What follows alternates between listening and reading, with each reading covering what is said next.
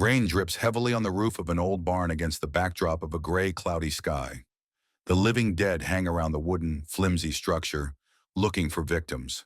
A man is desperately knocking on the door outside, trying to escape from the bloodthirsty creatures, screaming for someone to open it for him. The screams of the person outside make the frightened people sitting inside even more terrified. Three schoolboys are holding the barn door, preventing the person from entering. A blonde girl comes to the aid of the man knocking on the door. He is their classmate, and they cannot leave him. One of the guys holding the door objects, arguing that the door is full of zombies and that their classmate has most likely already been bitten, making it extremely dangerous to let him in. The blonde stands her ground, declaring that she takes responsibility for the consequences of helping her classmate.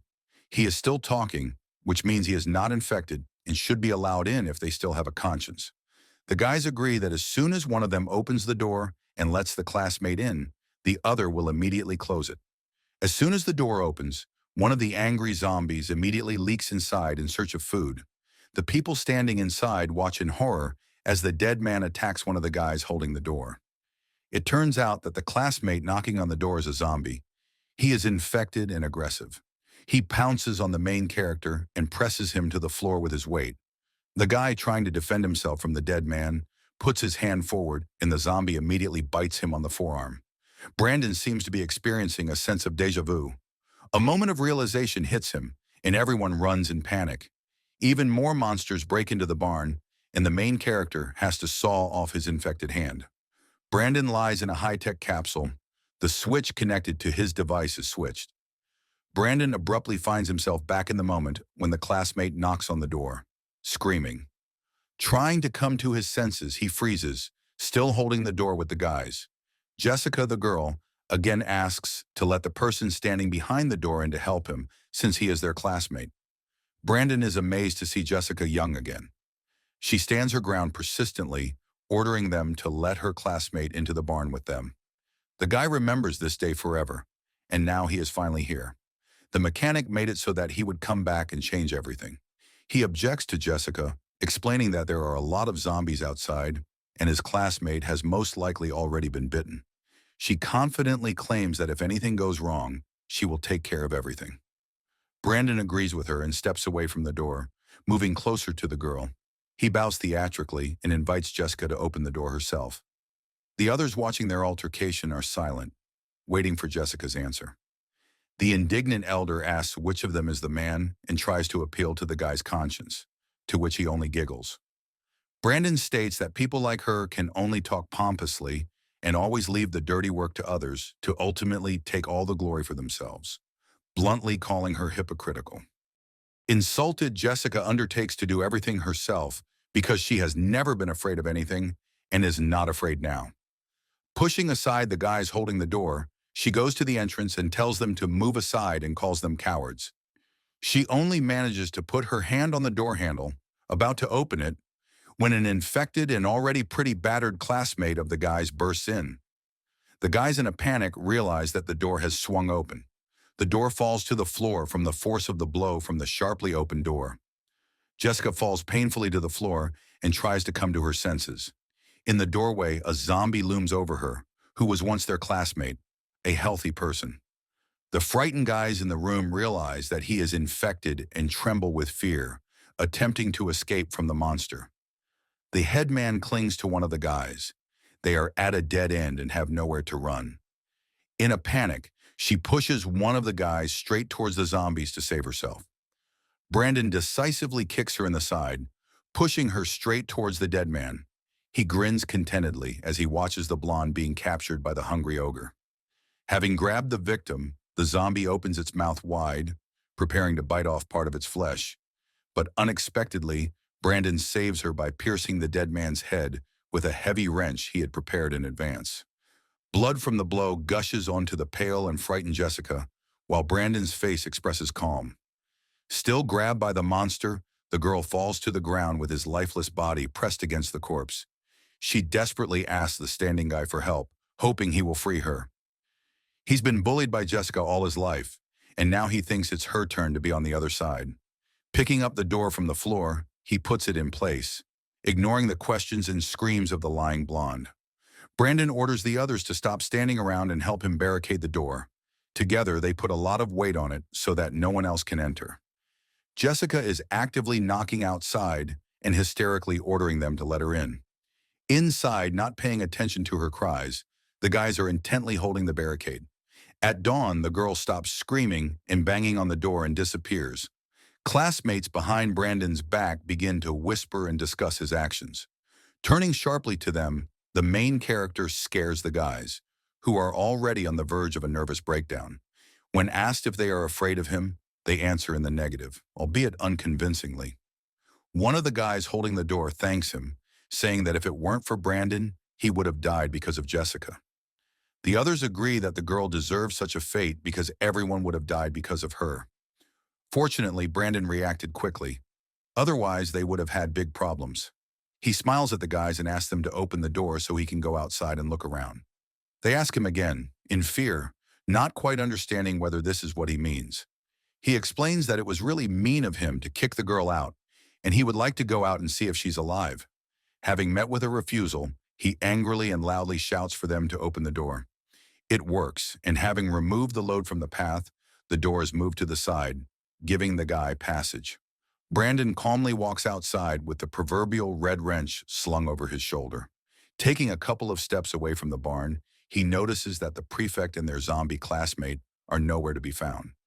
Shielding himself from the sun with his hand, he assumes that the zombies have left because of the dawn. The door behind him closes sharply and with a loud bang, cutting off the path to the shelter. He hears them barricading themselves inside, believing that he is a bastard and too dangerous. Who knows who he will kick out next time? In response to this, Brandon just grins and moves on with the wrench. Seeing this through the window, the guys are excited by his action. They are stunned that the guy has no intention of returning to the barn and wonder where he has gone. One of the guys notices that a walking dead man in a red dress is approaching the guy. They see him walking straight at the zombie without trying to run away and consider him sick. The walking dead this time is a woman in a red dress with an outstretched neck. Brandon grins and flips the wrench in his hand to get a better grip for the fight. He leans his whole body forward for a wide swing and a good dead man's blow. His classmates do not expect him to rush forward, which confuses them. Swinging vigorously, he crushes the monster's head with a sweeping blow. His classmates, seeing this, freeze in horror. They break out in a cold sweat from such cruelty and call him crazy. Tiredly leaning on the wrench, he hangs over the corpse and breathes heavily. From the pieces of the crushed head, he takes out a green ball, light emanating faintly from it. This is energy black gold, the source of doomsday and an indispensable item for mechanics. At this time, a dead old man in a white t-shirt and trousers approaches him from the side.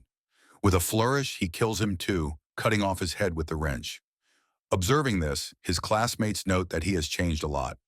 Just recently, he was a timid and inconspicuous guy. Some girls cry from fear, and the guys never cease to be surprised by the sudden changes in Brandon's behavior.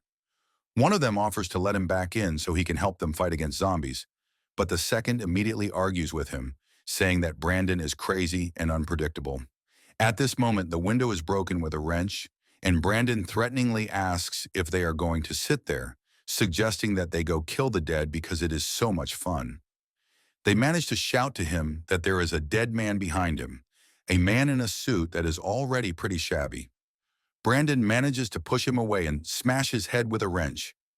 With a wide swing, the corpse falls to the ground, splashing blood everywhere and staining the guy himself. Initially, the main character wanted to go with his classmates, but given that he can mutate, he decides to part with them here, admitting that he does not intend to harm them. In parting, he expresses the hope that this time they would all be able to survive. They didn't expect the guy to leave like that, so for a couple of minutes, silence reigned in the room. Doomsday is the beginning of the end of humanity. The zombie virus has swept the entire world, infecting 50% of the population and causing complete economic and political collapse. The number of zombies grew every day, and people living in fear and despair fought each other for living space and food, plunging into endless anarchy. A professor who was considered an expert on zombies called this time the Dark Age. Because of the Elder's actions, zombies bit Brandon's hand, and then he had to amputate it in order to survive. After this, the suffering did not end. He had to wander, starve, and endure violence for 50 years until he met a mechanic who, with the last of his strength before his death, sent him back in time to the moment when everything was just beginning. The men watching the guy at this time are surprised by the schoolboy's carefree gait, suggesting that he was mad with hunger and decided he had nothing to lose. One has the idea of inviting him inside, but the second is against it, fearing that the guy might already be infected. Brandon approaches the playground where the dead are swarming, hanging around colorful buildings. The creatures that notice his presence run after him in an attempt to eat him. One of the observers notices this. The second only grumbles that this is not the best time to look for food. The main character deftly fends off a zombie attack by waving the wrench. Amazed, male observers note the brutality of Brandon's fight. Another spectator, a woman, irritably vows to kill him sooner or later. The zombies continue to approach the guy, and there are more and more of them. Brandon begins to run away from the zombies, swearing that because of the noise, they are being chased like this. People watching him through the window realize that he is running towards them. He actively knocks on the roller shutters, asking to be let inside. Noticing the CCTV camera, he looks straight into the lens and reports that he is wounded and that monsters are chasing him. The old man believes that after stirring up the crowd, even the least intelligent person will not open the door for him. Around the corner, the figure of a dead man appears, running after the victim. The guy in the suit fights off the dead man with practiced blows. With ragged strikes, he tries to fend off the rest of the crowd of monstrous creatures, including women and men, all searching for food. Brandon manages to slip through a small gap in the roller shutters from below. As the blinds close behind him, the dead hammer on the metal, their prey escaping before their very eyes. The main character gets up from the floor and realizes he is in a supermarket building. There are goods on the shelves, mostly food, hidden behind the cash register. A girl with bows in her hair quietly watches him. The guys at the window discuss Brandon and his fierce fight for survival against the creatures. One of them turns to 𝗧𝗴𝗵𝗵, telling him how the guy dealt with 6 zombies alone and was able to get into the store across the street. An intrigued man sitting on a kind of throne makes the assumption that apparently zombies are not so strong. If the schoolboy could do it, then they can too. The leader of the gang of men thinks about Brandon at the store. Brandon notices movement behind the register and orders the girl out. He also demands that she quickly give him the remote control for the roller door, putting his palm forward demandingly. Without waiting for an answer, he sighs heavily, tired and dirty, covered in the blood of monsters. He puts on a show, pretending to suffer from an open wound and asking for help. The girl runs out to him, her legs covered with plaster and herself dressed only in a large shirt. Brandon grabs her right arm tightly with his dirty palm, demanding that she give him the remote control in exchange for freedom from his tight grip. The frightened girl tries to pretend she does not understand which remote control he is talking about.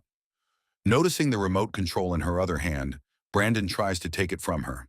A guy viciously kicks one of the food racks with a dirty sneaker, calling the girl stupid and berating her for believing his lies about the injury. Brandon lies on a dirty bed, with the girl in a shirt over him.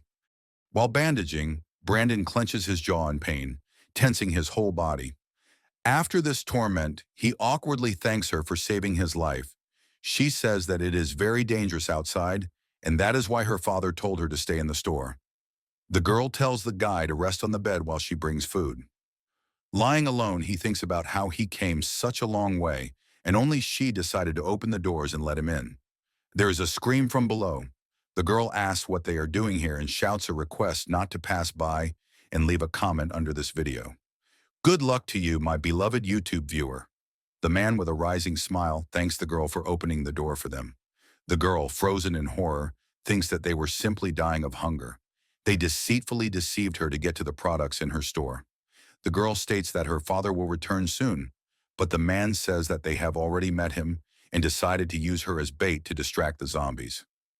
Licking his lips disgustingly, he says that there are only them here and no one will bother them while she is being brutally tortured. Brandon, meanwhile, just sits scared in the corner, trying not to make sounds so as not to be caught. She is tortured and killed, all because of excessive kindness. Back then, he could only hide in that corner in fear, but now he is determined to repay the debt and be sure to save her. First, he wants her to realize that there is darkness under the sun, even if it makes her think that he is a bad person. The girl carefully knocks on the bathroom door where Brandon is. He responds angrily, shouting and demanding that she not interfere with him while he's in the shower. From his sharp, rude answer, the girl gets scared and apologizes, explaining that she brought him clean clothes. The guy orders her to leave the clothes at the door and get out immediately. The drooping girl, with neatly folded things in her arms, stands uncertainly. The guy grumbles, dissatisfied with the girl's obedience, because it will be difficult for her to survive in their post-apocalyptic world. However, he immediately turns his attention to the shower. He could not wash himself for a long time and enjoys the warm water. As the number of zombies increases, more and more sources will become polluted. In a few days, the water is expected to be cut off. He remembers turning off the water and thinks that fortunately, they are in the store, so the supplies here will last for quite a long time. The next thing he plans to do is search for equipment and weapons. Looking at himself in the mirror, he notes that it is nice to see himself young again, young and with tender skin, no back pain, no pain in the legs. It's good to be young. He concludes that the only problem is with the abs. He will need to work on the muscles in this area. The main character, wearing only a towel, opens the bathroom door. A couple of minutes later, a scream is heard from him. He is unhappy that the girl gave him a suit because it is inconvenient to fight zombies in it. The gang leader gathers all his subordinates at headquarters. He reports that this karaoke bar has alcohol and food, but they can't stay in this hole for long. They need to create another survival base to cope with future difficulties. First of all, he sets a goal to go out and kill all the zombies in the territory, and after that, take over the store and provide himself with food. Additionally, a nice girl lives in this store, the concerned bandit notes. She is the only one left, with the exception of the schoolboy who recently ran there. He gives the green light to his servants, ordering them to kill all the zombies and take over the store. The girl sitting at the cash register is eating a cookie and waiting for Brandon after his shower. The main character is indignant that she did not answer his question and tells her to get out of there. He asks if she lives here alone and where her family is now. She reveals that her father left to replenish supplies and promised to return. Still hiding behind the counter, he scolds her for the frivolity with which she let him in, because he could have done something bad. Vanessa tries to justify herself by saying that he shouted that he was wounded, and she saw him covered in blood. He continues to yell at her, asking if she saw that zombies were chasing him and if she even thought about what was happening.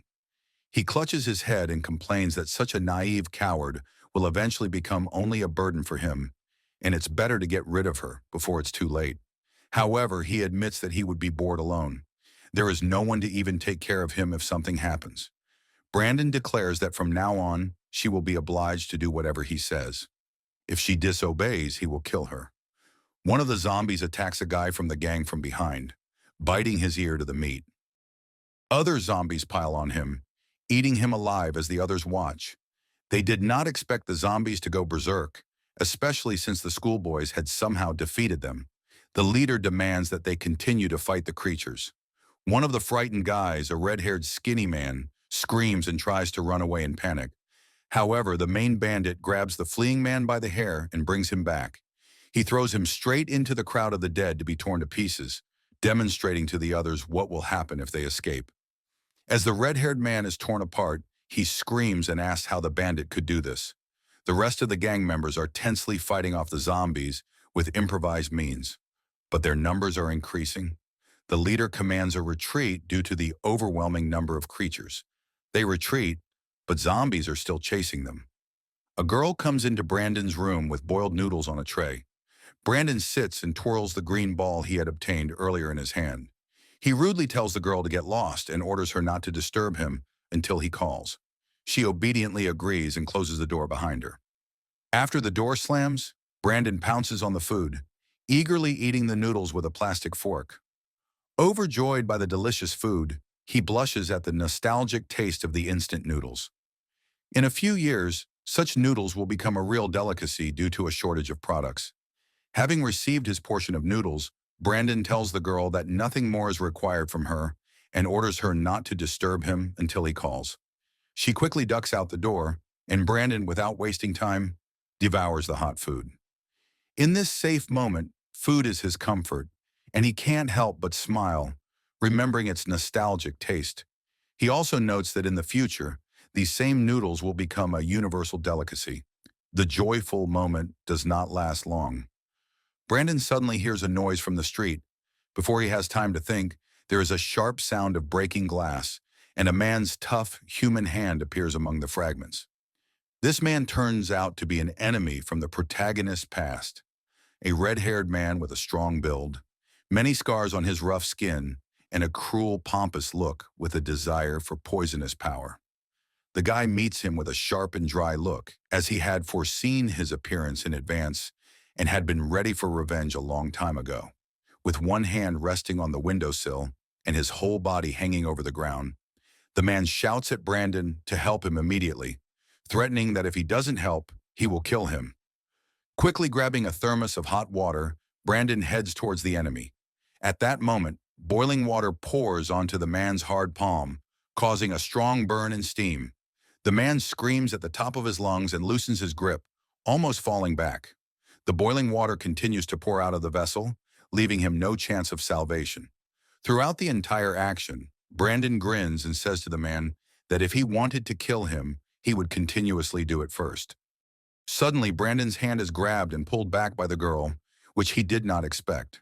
She stutters and feebly begs him to stop, still trying to pull him away from the broken window and the man with glassy eyes. She pleads with Brandon to let him in quickly and not to harm him. The main character instantly fixes his gaze on her and orders her to leave the room, reminding her of her promise not to enter until called. Besides, she did not even know the person she was so ardently defending. With a naive face, the girl stubbornly continues to babble about how her father told her not to hurt people. There is silence in the room as both men stare at her like she is a fool. However, that's how she looks at that moment. Brandon loses his temper and yells at her, asking if she is really not afraid, and doesn't foresee that this man could simply finish her off. He wastes no time, having long ago managed to change position and lean on his other working hand. He begins to climb into the room, pretending to be a good-natured person and saying that he, of course, did not intend to kill her or cause harm. He was just hungry and, in desperation, decided to look for food while being surrounded by zombies. The only way out was to climb here. He also doesn't want to jump back into the crowd, and if the girl were so kind, she would definitely let him sit out for a while, and he would immediately leave when the zombies dispersed. Looking angrily at her, Brandon thinks that he should have pushed the man back into the crowd as soon as possible. Then his chances of survival would have been reduced immediately, but it was not right to kill him in front of the girl. By that time, the man's foot had already crossed the threshold of the windowsill. Brandon immediately fixes his gaze on the stationary knife lying on the cabinet. The bastard fully appears in the room and, with a disgusting grin, declares that now this place belongs to him, and anyone who dares to disobey him will die. The silly girl, naive in her kindness, is immediately horrified by his words and freezes in fear. Meanwhile, the man's supporters who remained in their lair were holding the door with their backs against it as the zombies relentlessly broke through. The eldest among them indignantly told the boy that, due to their chief's idiotic idea, they were now doomed to death. They could have held out here for several more months. Their captives were huddled in the distance of the room, covering their heads with their hands. The man kept shouting that their leader, nicknamed 𝗧𝗴𝗵𝗁, would die in the same place where he had taken refuge. As the dead almost broke down the doors and advanced more and more, the men began to lose strength and patience. Baldy yelled at the women, ordering them to get up and help hold the entrance. In the next moment, the entire group of 4 people held the doors, while the man perversely thought only about how he did not have time to enjoy himself with the ladies in the absence of their boss. All that remained was to run to the balcony and jump while everyone was blocking the door. Meanwhile, the red-haired man stood near the broken window and grinned at the helplessness of the teenagers. Laughing at the girl, he said how sweet and naive she was for still letting him in and believing his kind fairy tales. Now, instead of killing her, he would teach her everything and make her his slave. Immediately switching his hate-filled gaze to Brandon, He recalled how he had been scalded with boiling water and declared that feeding him to zombies would be too easy. Instead, he would come up with a more sophisticated method of killing him. First, he would crush his bones, then chop up his limbs, and when they were dry, he would stuff them into flower vases. Meeting his fantasies with an indifferent gaze, Brandon held the knife in his hand and remained silent. The girl kept trying to stop the villain with empty persuasion, exclaiming that their family owned the store and that there was a lot of food downstairs, enough for everyone. Spicy sticks, chocolates, instant noodles, and bar-shaped cookies. Everyone fell into a stupor at her pitiful appearance and the stupidity, but she did not stop smiling, offering to eat together and forget all the problems. The man lost his composure and furiously attacked the girl. In an instant, Brandon covered her, and with one wave of his hand, neutralized the attack attempt, cutting off the man's fingers with the cold blade of the knife. He burst out screaming, and Brandon, with the cold look of a killer, prepared for the next attack, aiming for the man's throat. Immediately noticing his action, the red-haired man grabbed Brandon's hand, and the sharpened end of the metal shone as it stopped right at his neck. He then threw the schoolboy to the floor, face down, and with a hard kick, sent him to the end of the room. He also threw the girl to the side with a single blow of his hand. Puffing in pain while holding the hand with the severed fingers, the man slowly made his way toward Brandon. Nothing had taken so much from him in his entire life as this boy lying on the floor. Brandon was losing strength. It seemed the man had broken his ribs with that blow. At that moment, the red-haired man pressed his heavy boot onto Brandon's leg, causing him to cry out in pain. He stated that before he killed him, he wanted to know how Brandon dealt with zombies so easily. Brandon just grinned and muttered that if the man treated him more respectfully, he might reveal his secret. This irritating answer only fueled the man's anger further. He began aggressively kicking Brandon with a force that could bring a person to death. Brandon could only cover himself with one hand. Furious that trying to teach the girl a lesson had turned into this, he couldn't stand it and rattled off for the man to stop, declaring that he would tell him everything. He pulled him by the collar and demanded that he give out the information as quickly as possible, but the man only spat blood in his face. This drove the man into a rage. He lost all patience and went wild, throwing Brandon with all his might into the wall. He kicked him, and with eyes full of hatred, assured Brandon that this was not a game. Otherwise, he would play with him only until his death. Starting with a kick, the man continued to beat Brandon with vicious kicks to the face and jaw. Suddenly, a blade flashed as the handle was gripped by both palms of a woman's hands. Vanessa grabbed the knife and plunged it into the bastard's forearm. He got distracted and immediately demolished the girl with one blow from his hand. With his fingers cut off, taking the knife out of the deep wound, the man turned completely towards her. The red-haired man's angry roar filled the room, and he sharply swung the tip of his blade at the girl in order to finish her off. But he didn't have time. His head was immediately pierced by an iron pipe. Soon the man was lying motionless on the floor, face down, with a pool of scarlet blood flowing from his head, while Brandon stood behind him, leaning exhaustedly with his hand on the end of the pipe. The girl looked in fear at the pool of blood, unable to believe that the big man was dead. The palms and sleeves of her white shirt were covered in blood, and with tears in her eyes, the girl realized that, for the first time, she had killed a person. The protagonist's male hand rested on her shoulder with a calming gesture. The schoolboy, in a quiet voice, assured the little girl that everything was fine. She did what she had to do with this bastard. Vanessa looked at the floor with full eyes of despair and explained that she just wanted to help him. The girl did not at all understand such a reciprocal attitude towards herself. Meanwhile, Brandon felt the man's pulse and discovered that he was still alive. He quickly ordered the girl to calm down and go wash. With hope in her eyes, the little girl sadly asked the guy if, in this case, he needed help immediately. At the same moment, Vanessa was already flying straight to the door. All that could be heard was the guy's angry insults and parting words addressed to her. Afterwards, Brandon locked the door and headed towards the big man's body. How this girl annoys me, he thought, with thoughts that this freak had ruined his room. The guy grabbed him by the leg and dragged him to the window in order to get rid of him once and for all. After he reached the broken window, he began to hang the body over the sill. With a kick, the man flew down under the indifferent gaze of the protagonist. The crowd of zombies immediately smelled the smell of human flesh. Lying motionless on the wet asphalt, at that same second, the man was surrounded by the dead on all sides. He could only live the last seconds of his life in agony. As parting words, Brandon shouted to him that if he had a better knife, he would have cut off all his limbs before throwing him off. Suddenly, the guy looked to the side and saw the youngest of their team frantically climbing down the wall of the building opposite. The schoolboy called out to him and asked if there were survivors where he came from. The guy answered in the negative and said that while they were trying to barricade themselves, someone loosened their grip, resulting in the zombies breaking through and killing everyone. Only he remained alive. Afterwards, he hopefully asked Brandon if he could help him and assured that, in this case, he would come over to their side. With a tired gesture, the main character refused the guy and advised him to run away if he did not want to end up in the place of their main character.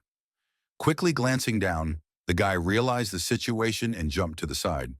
He managed to find support on a balcony railing and not fall down, after which he quickly ran in the opposite direction.